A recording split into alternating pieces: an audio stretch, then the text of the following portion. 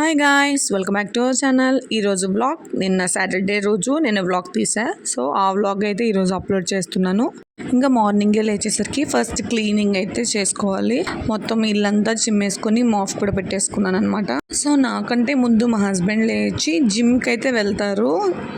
ఇంకా నేను లేవగానే నాతో పాటు పిల్లలిద్దరు కూడా లేస్తారనమాట. ఇంకా నీట్గా క్లీనింగ్ కూడా అయిపోయిందనమాట. ఇంకా పిల్లలు లేవగానే ఫ్రూటీ అయితే బ్రష్ చేసిద్ది, ఎందుకంటే స్కూల్ టైం అవుతుంది కాబట్టి. బ్రష్ చేయగానే నేను పాలు తిరగొట్టి ఇచ్చేస్తాను. అండ్ టిఫిన్ కింద అయితే ఇడ్లీ అండ్ పల్లి చట్నీ చేశాను. ఇంకా ఫ్రూటీని స్కూల్ పంపించేశాక పూజ అయితే చేసుకున్నాను అనమాట. సాటర్డే అంటే ఖచ్చితంగా కుదిరిన ప్రతిసారి నేను పూజ చేసుకుంటాను ఇంట్లో. రుద్రాంష్ని మా హస్బెండ్ బయటికి తీసుకెళ్లారు కాబట్టి నేను ప్రశాంతంగా పూజ చేసుకున్నా. వాడుంటే మాత్రం పూజ చేసుకోవడం అస్సలు కుదరదు నాకు. పూజ అయిపోయిందో లేదో రుద్రాంశ్ వాళ్ళు అయితే వచ్చేసారనమాట. రాగానే వాడు చూడండి, రుద్రాంశ్ గోవింద జై గోవింద గోవింద జై.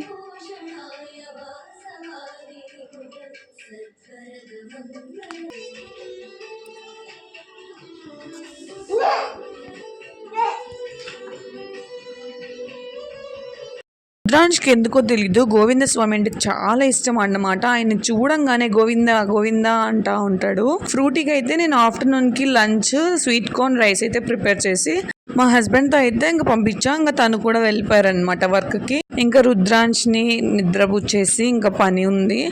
మా హస్బెండ్ మార్నింగే ఇలా స్నాక్స్, ఫ్రూటీ కోసమని స్నాక్స్ అండ్ వెజిటేబుల్స్ తీసుకొని వచ్చారు ఇంట్లోకి.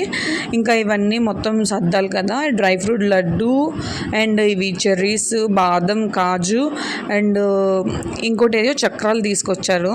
అవన్నీ అయితే సర్దేసి ఇంకా నెక్స్ట్ మళ్ళీ కూరగాయలు సర్దాలి కదా వచ్చాను. కూరగాయలు అయితే మ్యాక్సిమం మేము ఫ్రూటీ తినేవే తెస్తాము, ఎందుకంటే తనకి నచ్చనివి ఫుడ్ ఏ చేసినా అసలు తిందు.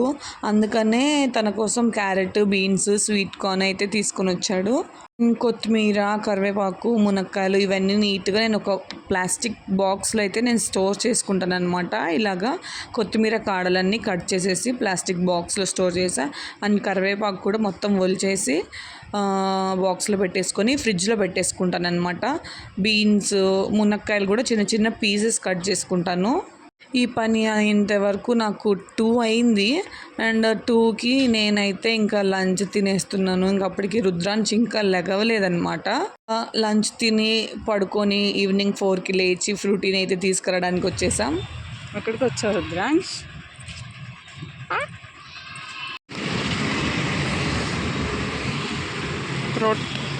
ఇక్కడ రుద్రాంశ్ అయితే ఇంకా బయట కాసేపు ఆడుకుందాం అన్నట్టుగా ఏడుస్తున్నాడు అనమాట, డోర్ వేసేసానని. ఇంకా స్కూల్ నుంచి రాగానే పిల్లలకి పాలు దిర కొట్టేసి నేనైతే కాఫీ తాగా. నేను హెడేక్ ఉన్నప్పుడే మ్యాక్సిమం కాఫీ అయితే తాగుతాను. ఇది కాఫీరా, పాలు దిర కొడితే వద్దన్నావు, కాలుతున్నాయిరా. అయ్యో రుద్రాంశు, ఇవి కాలుతున్నాయి.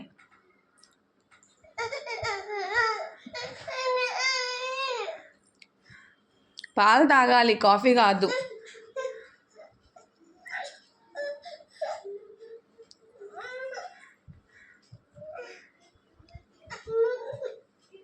ఇంకా నైట్కి పిల్లలకైతే దోశ వేసి తినిపించేశాను. అంటే ఫ్రూటీ తినేసిద్ది, రుద్రాంష్కి అయితే నేనే తినిపించాలి.